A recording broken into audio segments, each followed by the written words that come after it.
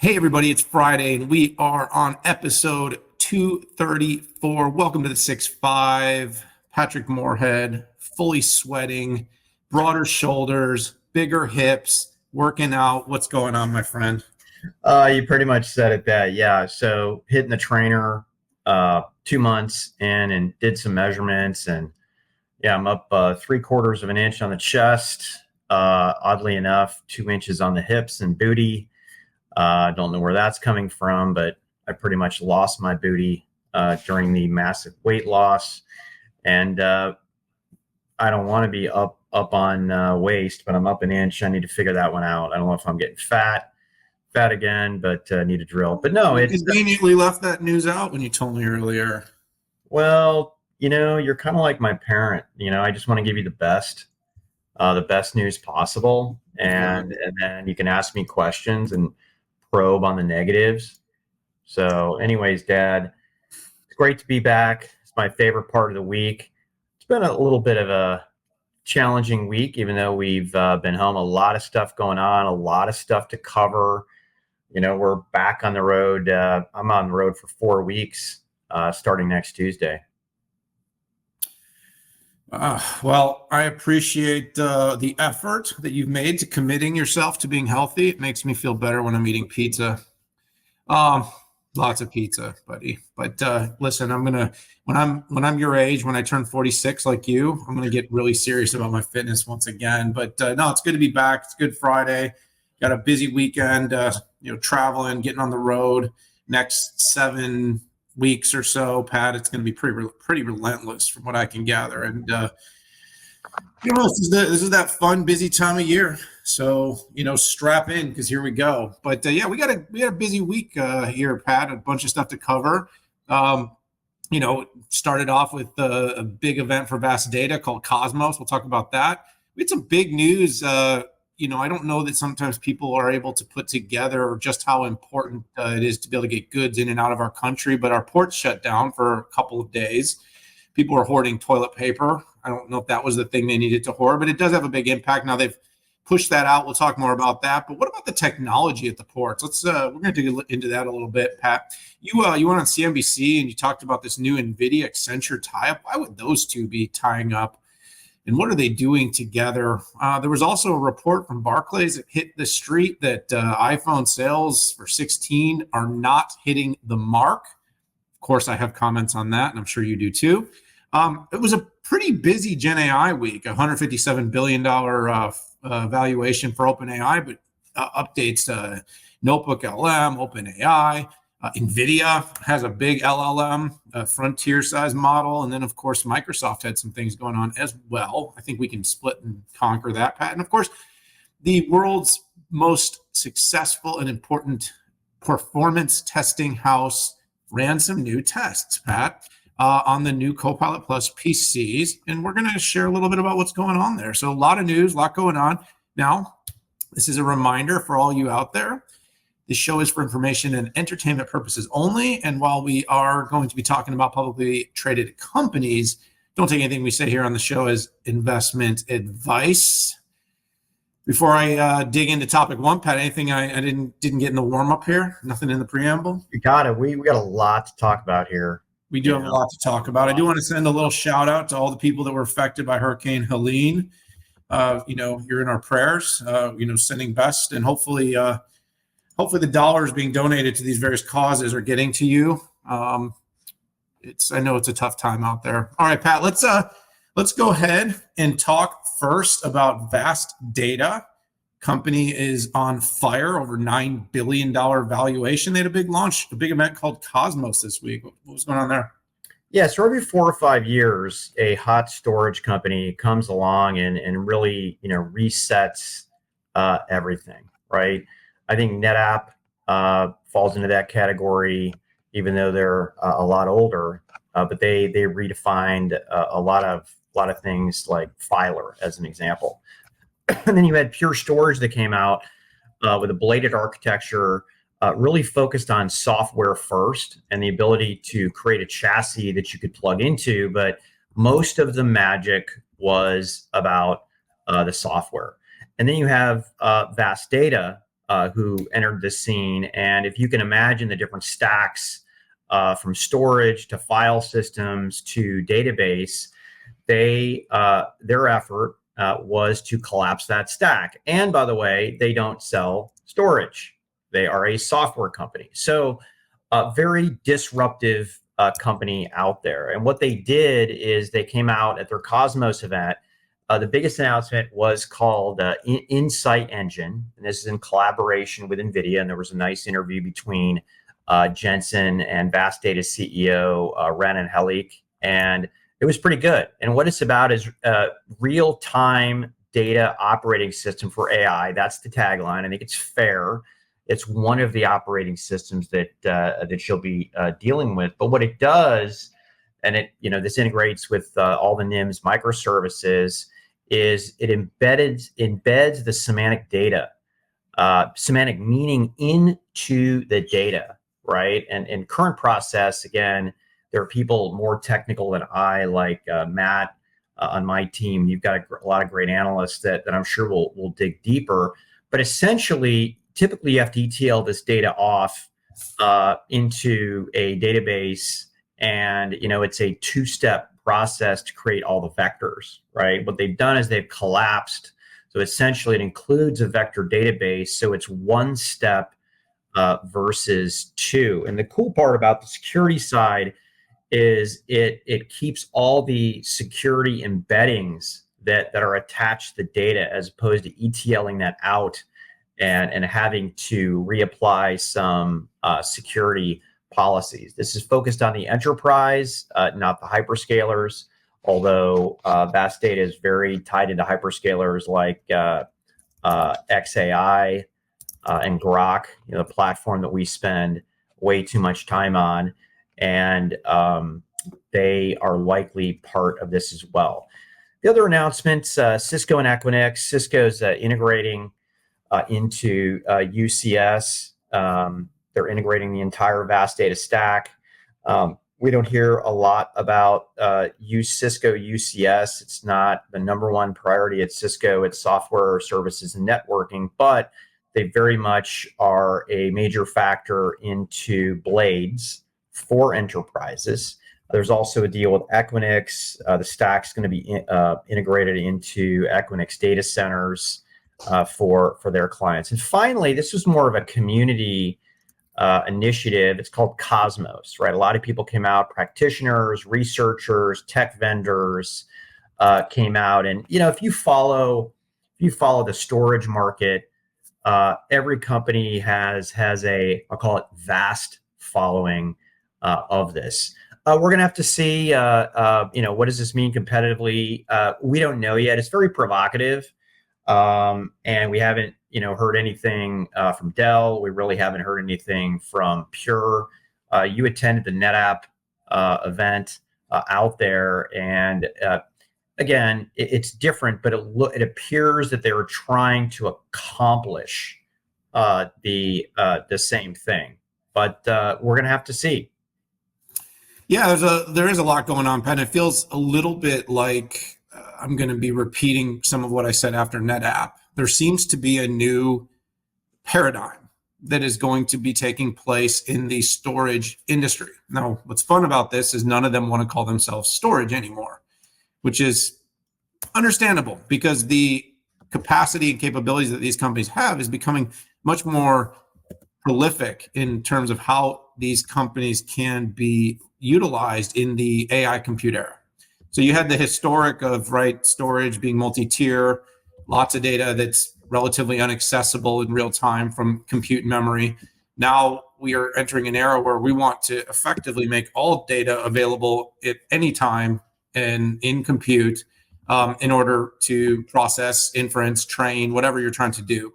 Yeah. Vast, and to your point, NetApp, Pure, all these companies are working on kind of creating a compute and storage alignment where there's less of these sort of what I call kind of middle layers by reducing the need for certain softwares by making files and data of all types instantly accessible by compute. So basically point the application at the vast system as opposed to the insight engine, as opposed to needing to point it at some sort of data lake, right? This is kind of where it's all heading, where it can then understand, is it object, is it file, is it vector, what kind of data is it?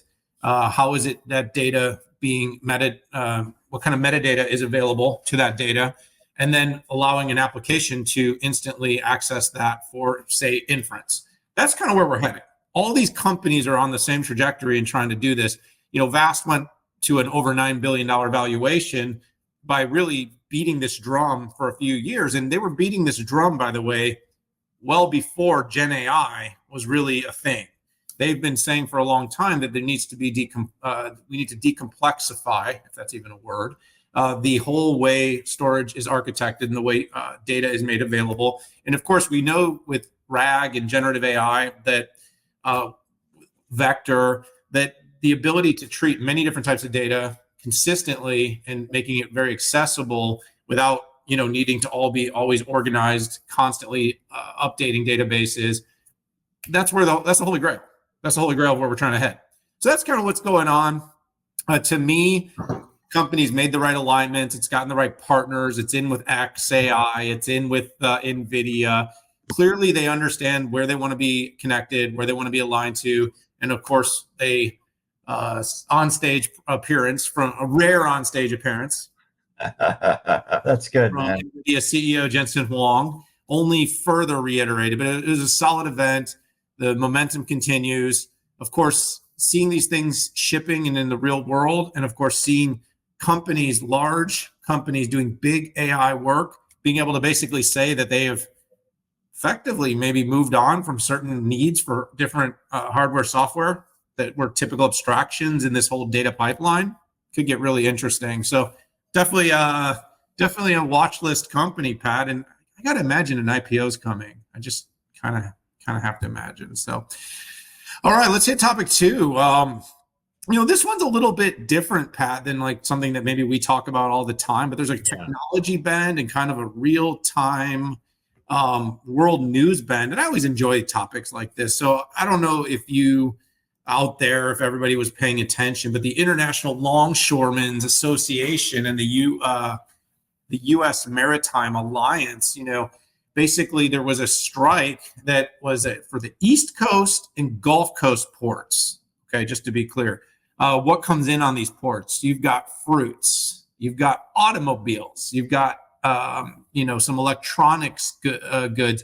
By the way, not really toilet paper, from what I understand. I understand that we actually did not need to go stock up on toilet paper, but there was a lot going on there. And effectively, this group was looking for something over 60% increase in pay. And this is the part that's really interesting, hopefully for our audience, Pat, is they wanted the guarantee that there would be no significant automation investments being made at our ports. Now, let's think about this. Let's back out for a minute and say, okay, so technology can meaningfully improve our supply chain, right? This is really what's going on here. In China, for instance, they use 5G, IoT, AI, and they have almost fully automated parts of their ports. Yeah. So goods at that volume coming in, it can be done with almost with very minimum human interaction, can keep ports moving, keep the trailers, containers loaded, unloaded, goods coming off.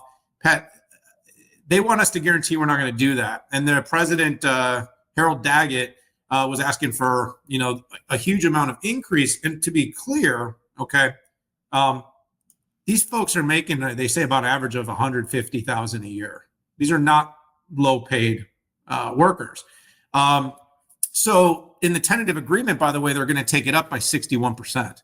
So these folks are going to be making potentially multi-six figures as longshoremen. And of course, really important job, Pat. But what I wanted to zero in on with you was just kind of get your take on this automation thing. My feeling is there's absolutely no way the U.S. can keep up as one of the most technologically advanced nations in the world and at the same time run our ports manually. I mean, you can do the parallel here, but this would be like never building gigafactories for automotive manufacturing. This would be like, still canning bottles of beer by hand. I mean, the idea of doing things this way seems to me incredibly antiquated and highly risky, and it puts the U.S. at a massive disadvantage.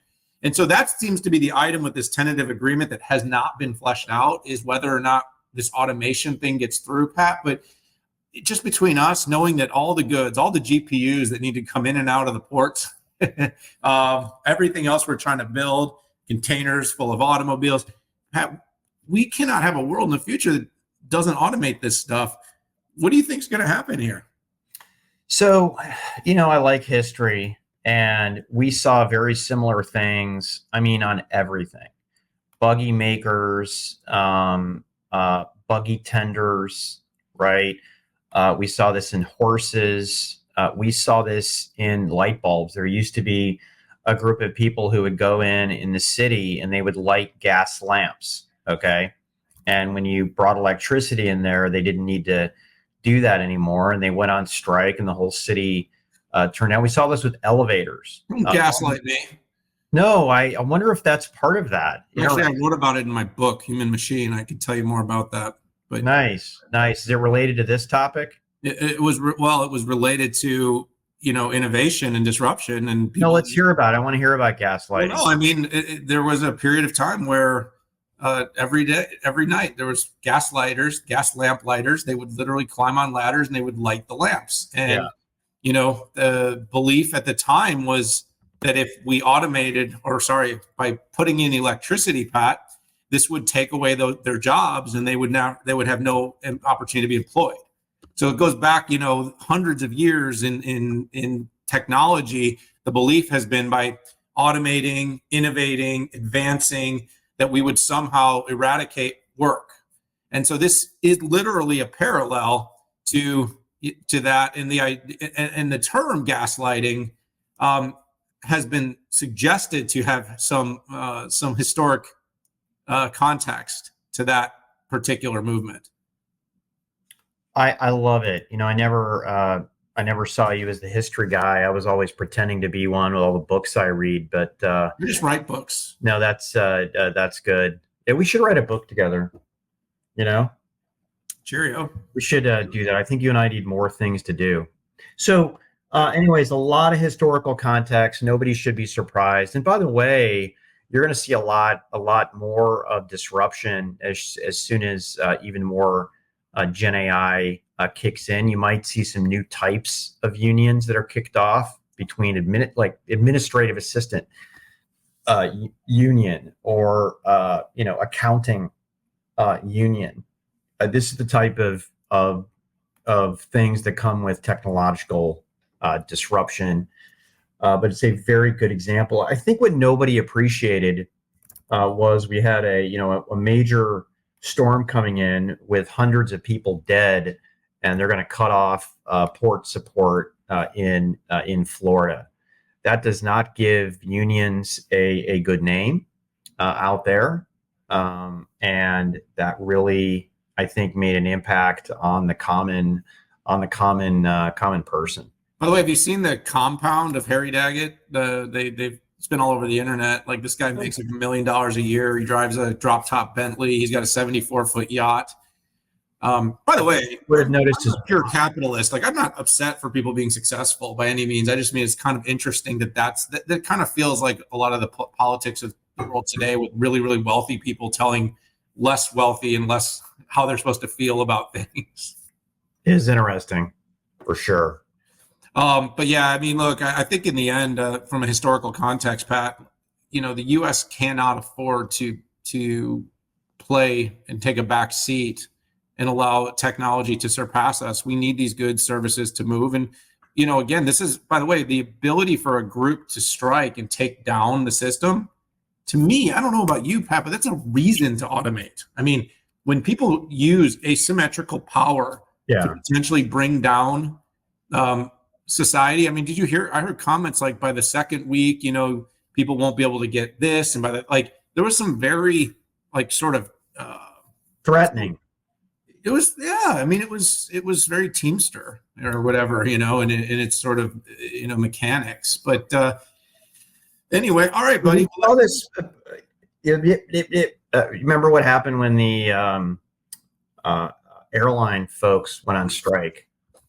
Reagan came in and fired them all and brought in the military to run it. And the president does have the ability, does have the powers to do that. One final thing: Screen Actors Guild in their contracts wanted to talk about likenesses, rights about that. So just a different variation of it. Absolutely. Look, I'm trying very hard to automate myself. So DanBot 2. I hope, I just got to figure out how to monetize that. So anyways, what are you doing an advertisement? Is this a commercial break? What's going on? Pretty much. If anybody out there needs some advisory services, some research, some white papers, some testing, some TEI. Are we this desperate? We're going to drop this right into the middle of the show? No, we're pretty busy.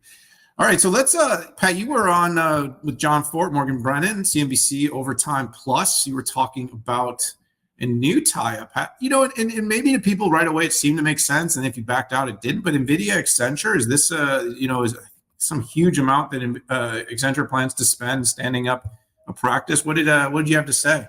Yeah, so let me spit out the facts real quick. So Accenture standing up a new business group called the NVIDIA Business Group. They're going to train 30,000 employees on NVIDIA AI technologies. I wasn't able to parse actually what those 30,000 employees do. Are they consultants? Are they operators? My guess is, knowing Accenture, it's a combination of both.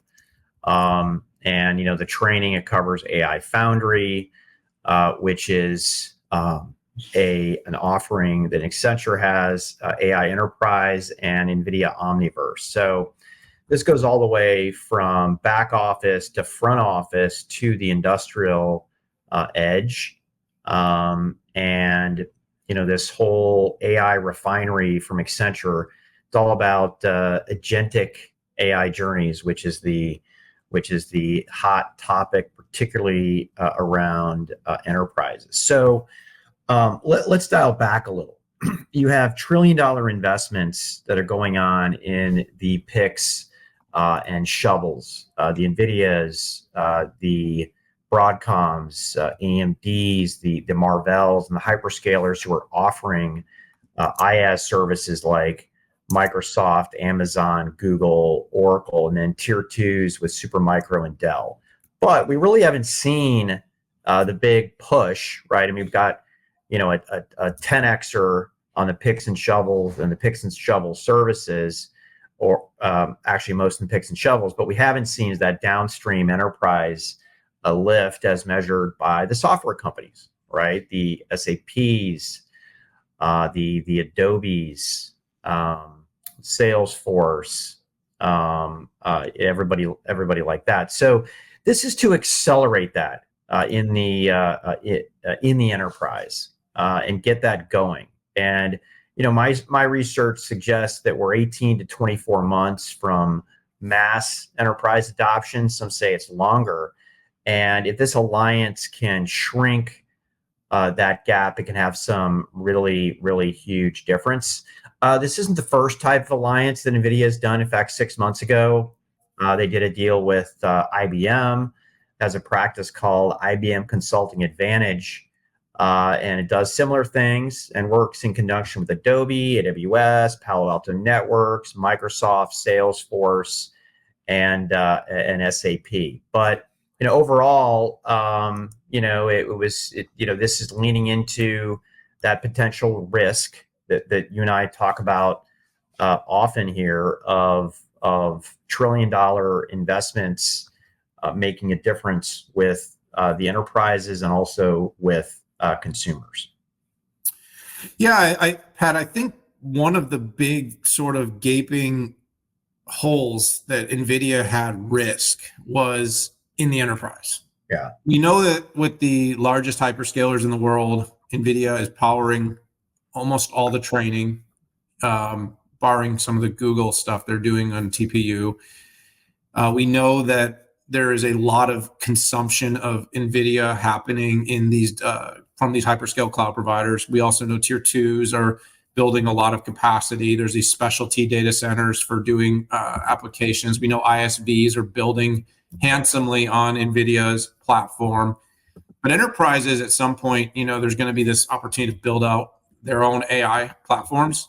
And there's going to require a lot of expertise. Now, when we did our sort of study early in 24, we found that there was a huge volume of multi-million-dollar POCs for AI, but there was a couple things that also we were finding out. One is most of them weren't successful. You were talking about like less than a third.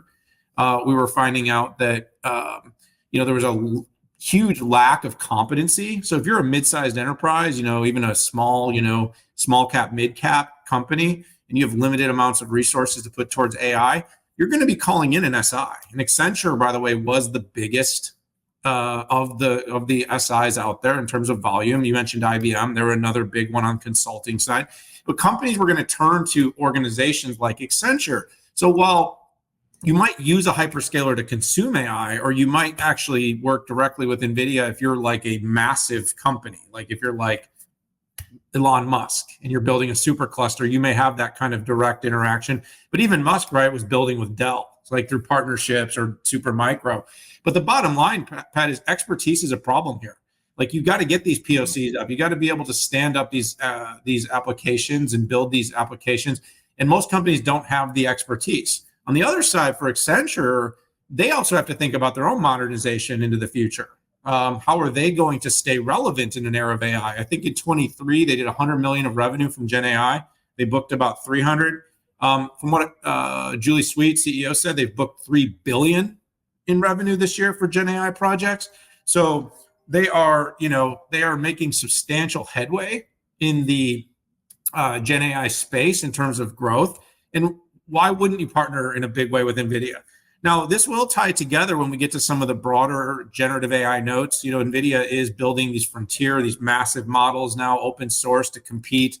The way I see it too is that was sort of a missing piece in the sandbox. But you could take the what they're doing with NIMs, what they're doing with industry specific, what they're doing with their CUDA and their developer ecosystem, and suddenly the NVIDIA story becomes really one-stop shop. Like, do you need anyone outside? And that's so what I'm saying is like, so a lot of these OEMs have become big resellers of Dell, but if you're Accenture, you can literally do the entire stack top to bottom for healthcare, for financial services. And if I'm Jensen, it's like, well, who's selling big SI or big integration work to these customers that they want to get more and more in deep with? Accenture. So now the question is, at least I'll ask Pat, is do all the other big SIs follow and make large commitments? So we kind of seen like a cascade. First wave was, the hyperscalers. Second wave were the big OEMs. Third wave has been all the ISVs partnering with NVIDIA. Is the fourth wave, the SIs now will all make big partnership announcements, tying their sled to NVIDIA to make sure that they can monetize the NVIDIA demand that's coming in this next era. And remember, Jensen said this week, the demand for Blackwell is unbelievable. The more you buy, the more you'll save. So keep buying, everybody. All right, Pat, we're going to talk more about it, at least I am a little bit when we get to some Gen AI topics. Let's go to the fourth topic, another kind of fun one, only because of their great success do we sometimes enjoy picking on Apple a little bit. But I think you and I both said this. I know I said this for sure, but So Barclays came out with a report that kind of said that there's some cuts in production, some forecast production cuts on the iPhone 16. Basically, it's not that hot. So we've heard this kind of super cycle, the next wave commentary. My first kind of take on when I saw the report was, duh. Okay, I'm just going to be candid. Besides the little button on the side, do you have one of these yet, the 16? No, we'll talk about that as we get in there. Yeah. Well, so I just picked up my Pro Max 13. I'm a techie. What can I say? I love it. But in all serious, like people aren't that convinced. And look, I can anecdotally say people I've talked to aren't that convinced. I can also say less anecdotally that the numbers now that are coming in suggest the same thing. Even on the day of the announcement, Pat, we heard the lines weren't as long, that they were typically around a certain corner in New York. And They did the big spiel. And Pat, here's what I think is going on is we've entered the first cycle where software is more important than hardware. You could argue that's been the case for a long time, but in terms of what was being promised to the market, it was software driven. Apple Intelligence from the 15 Pro forward will work on all those devices. And so if you're sort of a spectator and you have a 14 or a 13 or even a 15 regular edition, to run out and buy the 16, really besides an incrementally better camera, nominally different battery life, which most of us have not really found to be a real thing in the real world, we're waiting for some Apple Intelligence killer app to hit, something that we would be like, oh my gosh, I will use this every day. And the thing is none of the Apple Intelligence features really shipped out of the gate. So I'm thinking there's probably a somewhat meaningful part of the market, Pat, that's sitting idly, waiting to see Apple Intelligence features in the wild being used, and then finding that thing that they're like, I really want to do that. I really need the device that's capable of doing that. So I'm thinking maybe an elongated cycle rather than that sort of instantaneous. Now, holidays, of course, might tell another story as we're heading into holidays, Pat, but interestingly enough, we said it was a kind of a nothing burger, and it turns out that we might be right. Yeah, Dan, there were a lot of decent features that I think enthusiasts would like. The 4X microphone, which, by the way, that could be the one thing that could pull me in if it does better recordings. So when I'm listening to a keynote, for instance, I'm sitting there, I want to do speech to text. I want to do transcriptions. And if that can do a better recording, I will probably buy that. There's 4K 120 capture, which again, really awesome. Camera and video aficionado analyst of mine, Anshul Sag, is like, I am all in. This is important to me. Let's do that. Keith on your side was really stoked about the 4 microphones, so he can do his video podcasts every day. So yeah, there's a lot to really like. The challenge though is for the normies, right? They want better battery life. And I would have really respected Apple if it came out and really leaned into better battery life than the iPhone 15, which, by the way, that battery life blows. Okay. I can tell you it's nowhere near where it was before.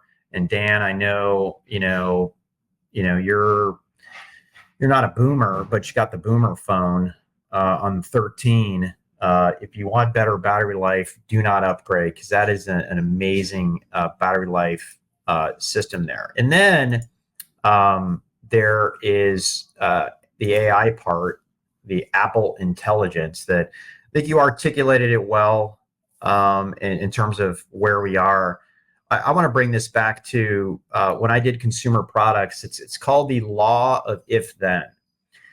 If you have to have too many if-then statements to get the benefit, it's not going to land. And I think what I learned is that if it's, greater than 2 if-thens, if you do this, if you do that, then you get the benefit. It's not going to land without some radical form of marketing and promotion. And, what are some of the if-thens, right? If you have this handset, if you go to the beta, then you can do this. If you can actually find that AI feature, there's some analysts that I do respect who I agree with, which is it's hard to actually find the AI features that are in there already.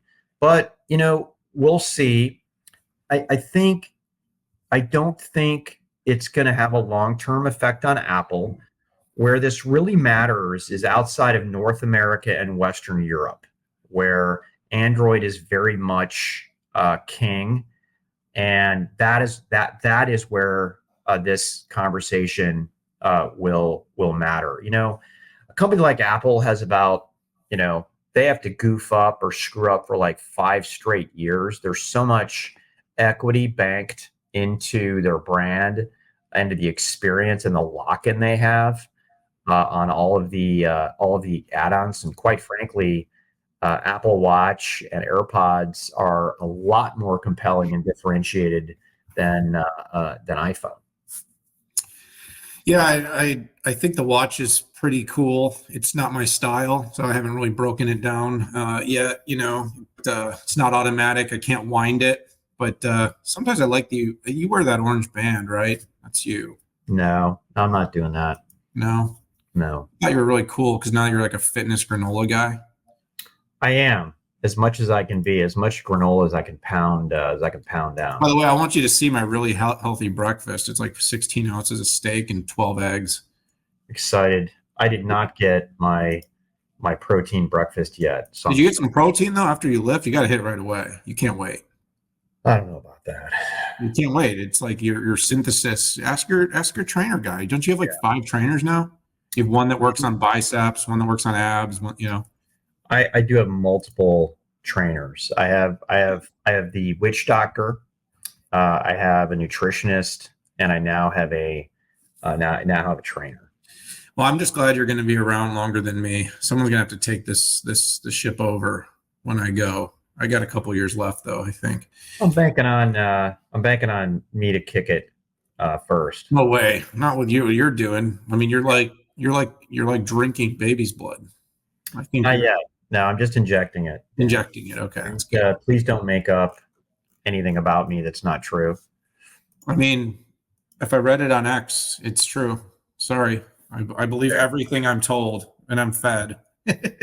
Anyway, so Pat, big week, Huge. a lot going on in GenAI. And it's like every time you turn around, there's something cool. You want to play with RAG, there's no NotebookLM.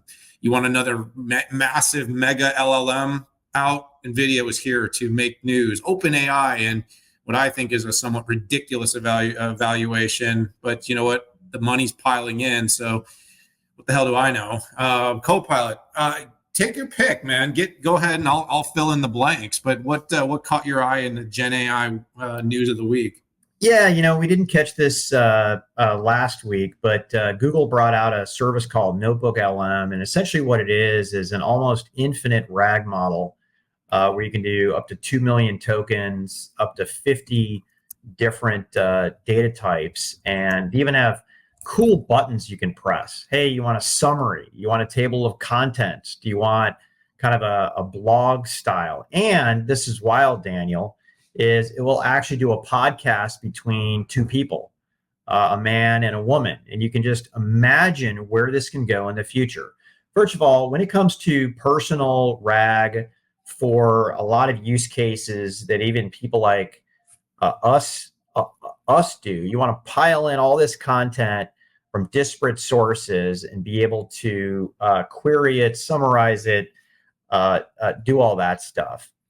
And it's been a criticism that I've had of some of the big makers here, because quite frankly, between Google and Microsoft, their personal RAG capability just was non-existent. You had to go to OpenAI, you had to go to Perplexity to do that right. Perplexity has a cool feature that says, don't get anything from the internet, just take whatever is in the content that you've thrown me. Their context window isn't high, but this context window is insane. 2 million from Google. Of course, we can improve. Does not support video content. Does not support Word. Does not support XLS.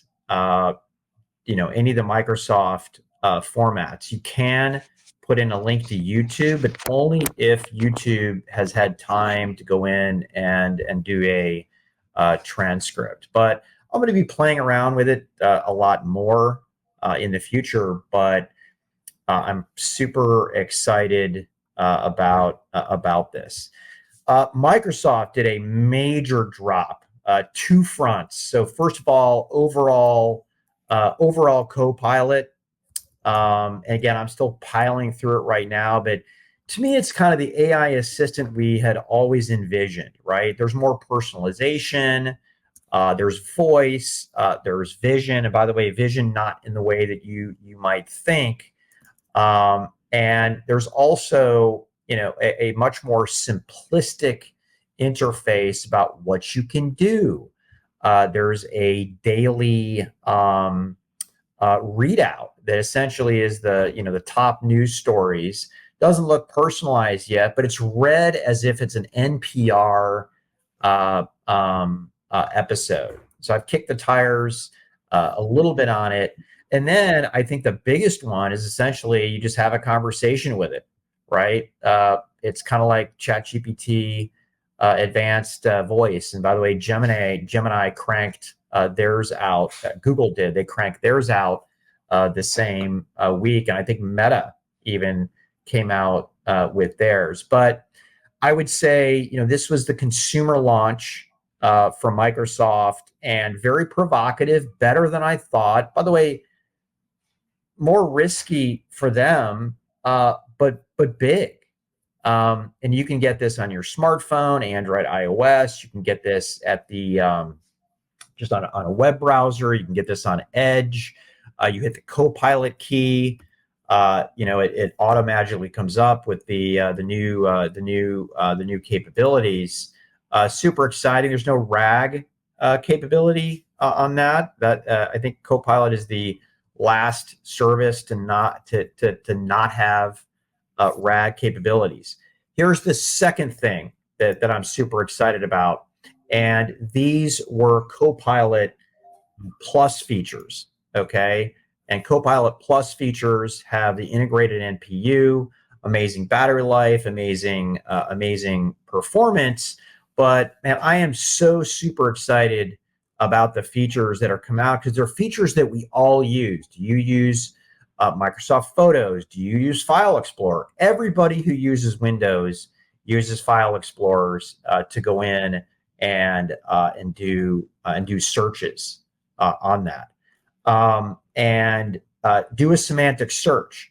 Hey, show me all my files that I've created about a client, an SOW in the last 12 months, and this sucker pops up. Show me a photo of me on vacation with my 3 kids and wife, and give me those. Give me those photos.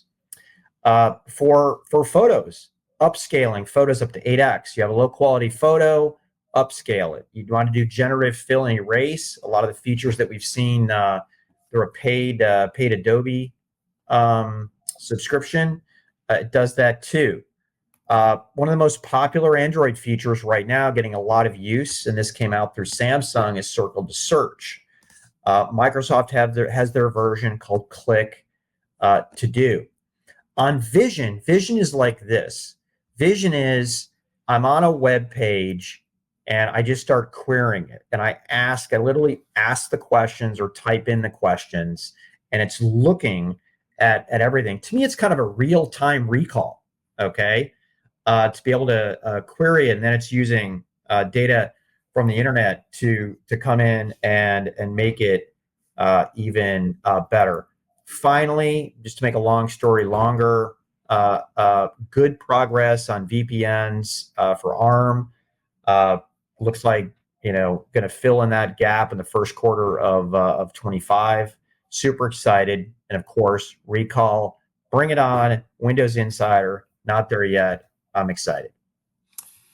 Yeah, there's so much going on, Pat. We'll talk a little bit more about some of the interesting stuff with Microsoft too when we get to the Signal, what we're doing there in the lab and the testing stuff that we're doing. But yeah, you hit on a lot of them, Pat. I think a couple of the most exciting things for me is just the very accessible RAG technology with what they're doing with Notebook. I've seen some reports. I've played with it a little bit. I'll be candid. I got to play with it some more. I'd like to start putting some of our large data sets from our intelligence platform through there and some of the big reports, and start querying it just to see kind of what's available now. You can basically ingest the data, use language, and get really thoughtful responses with very little effort. This has really become, Pat, think about it, a year and a half ago, what it would have taken to build these capabilities and how it's been basically dropped at our doorstep now. We have what's going on with O1 and these reasoning engines. You have systems now that basically have the capacity to reason like an executive team. Remember when Benioff talked about having AI in your boardroom? I mean, the problem is these things are way too inefficient power-wise right now to actually be used all day, every day. But if you could use O1 the way we're using like search and chat GPT, Pat, you may not even need me anymore. You could just literally talk to the reasoning engine when you're trying to work your way through a modest dilemma. Like, how do I get my biceps over 18 inches? The other thing I think that was really interesting to me this week too is this sort of pile-on thing that's going on. We talked a little bit about the OpenAI valuation last week, but what's this NVIDIA large language model kind of got me rethinking now, Pat. We've got all these different players contributing here to these frontier models. And now you have a company like NVIDIA that's actually just added one more layer to the stack. It's always been able to do sort of specialty models. It's been in this space a long time. And of course, with its own hardware, it can train pretty much anything it wants. But you've got this really, I'd say, critical 2 lanes running of open source with Meta and NVIDIA that are really pushing and barreling down. And then, of course, you've got these kind of black box models that are gaining in popularity. And, some would make me wonder why this NVLM thing didn't get more attention this week. It got some, but why it didn't get more?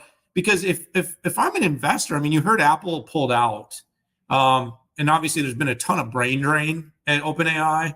But if I'm an investor and I'm investing, $6+ billion as a group in a $157 billion valuation, I would want to know what makes it sticky in the long run. And when you've got companies like Meta with Mark Zuckerberg, I think he's now the second wealthiest person on the planet, and you've got Jensen saying, hey, we can kind of open source this, deliver a product. I think this NVLM one outperformed GPT-4o in a number of different benchmarks, not all of them, but some of them. And then you start to think how you could integrate that with NIMs, you could integrate that with CUDA, you could integrate that with hardware, and gosh, then you start to see the why Accenture wants to double down. But I don't know, Pat. I just look at this and I go, this is going to get crowded. This is going to get noisy, and unless there's something in the back room, that's so exciting and so is that I'm not sure there's an advantage. And then on top of that, for ChatGPT and OpenAI, I'm not sure there's an exit other than going public. It's really hard to go public at a valuation in the hundreds of billions when you haven't made $1 in profit yet. So there's a lot going on, Pat. I think you hit a lot of the tech well. This space is evolving and changing so quickly. It's really, really exciting times. All right, let's finish with a little bit of chest pounding. Our team is doing some amazing work. Signal 65. That's the child, one of the children you and I had together. And we ran the processor Gauntlet. We've looked at AMD, we've looked at Intel, we looked at Qualcomm and these Copilot plus PCs. Pat, what are we finding at this point? Yeah, so Signal 65, we do data center testing and we do device testing and everything in between. We even test LLMs, so it's exciting to put numbers behind everything. So first and foremost, what's clear? So Ryan and his team doing a great job. We published 3 reports. He published 3 reports, one on Qualcomm, one on Intel, and one on AMD, showing the generational comparisons between all 3 processors, even going back to n-3, and n-3 meaning 3 generations ago. And on every single element, whether it's battery life, graphics, CPU, NPU, did I say battery life? Superior on all fronts. Now, n-1 and n-2, you have areas where it's vastly superior to anything. So for instance, pre-NPU, vastly superior, right? 0, 10, or 11, up to 50, okay? Battery life, delivering that. There are platforms that it's vastly better battery life than n-1. But most of the installed base is n-3, n-4. So that really shows why people should go out and buy this new class of PCs. Second thing on battery life, Qualcomm still rules the worst. It's the most power efficient, gets the best battery life across a range of systems and use cases. No surprises there. AMD has the best multi-threaded performance out of there at the lot, but comes in at the lowest on battery life. It makes sense. By the way, they also have the biggest NPU at 50. It doesn't look like that's making a difference yet, but potentially because all of the Microsoft algorithms were pegged in at 40. We will see. Lunar Lake, right? As we talked about, I think on the last show or the one before, Intel wrote a lot of checks about battery life. And it's closer than we expected to Qualcomm. Closed the gap on single-threaded performance through Geekbench and Cinebench. It has a really good integrated GPU. Well, how about Apple, right? The company that basically put mega distance, and the x86 folks had to put a high-end desktop versus their notebook on performance. Pretty much the M2 and the M3 lost to every one of the Windows laptops. M4 is coming. It's going to be better. We have some indications on where we think it's going to be better, but it's likely based on Apple's new way, literally putting out a new chip versus, let's say, binning between, even between devices. In fact, even between, the Pro and the Max is a different chip on the smartphone side. It's likely going to have some boost there, and we just need to be able to read. Once those machines come out, supposedly they'll be out announced in the fourth quarter. We're going to have to retest and evaluate pretty much everything. Yeah, there's a continuation here, Pat, and I know we're running into time, and I've got to get running to a meeting. But what's been super fun to watch is just how quickly things are evolving and how competitive things are. As you sort of suggested, from part to part, there's definitely some disparity. I think, for instance, I think surprise so far has been how well Intel did with Lunar Lake battery life. I think there was a lot of expectation that there would be a bigger gulf with the ARM part. That was really successful. To your point, I think what AMD has is a potential to, I think it is early. So there's a potential with that MPU that so much more offloading could be done and battery life could be extended, but it's not necessarily showing up yet in the testing numbers. But that's also the fun part of what we get to do, right? Tearing these things down and playing with them as we really get to see. And in a world where there's very few sort of impartial testing and performance sites to gather, I really do think our team has done just a world-class job of breaking this stuff down. By the way, are all these reports published yet? They are. They're on the Signal site. You and I have sent them out over social media as well, and you can go in and download them and check out all the other tests that we have in there. It's called signal65.com. Yeah, I'm glad you said that. I just wanted to do a little promotion without having to do it all by myself. So this commercial is brought to you by Signal 65. Yeah, Pat, it's been fun, man. It's Friday. It's been nice to be home, getting on the road here. You and I both. I think we're going to be out at AMD next week. That's right. Got there for the big AI event. We're going to be there as analysts. We'll also be interviewing all senior leadership, including Lisa Su. The 6-5 will be there. Look for the socials. Anyways, we appreciate everybody tuning in, joining us this week. Hit that subscribe button. Join us for all of our coverage here on our weekly show, episode 234, and of course, all of our interview conversations with Pat and I, and of course, our extended team.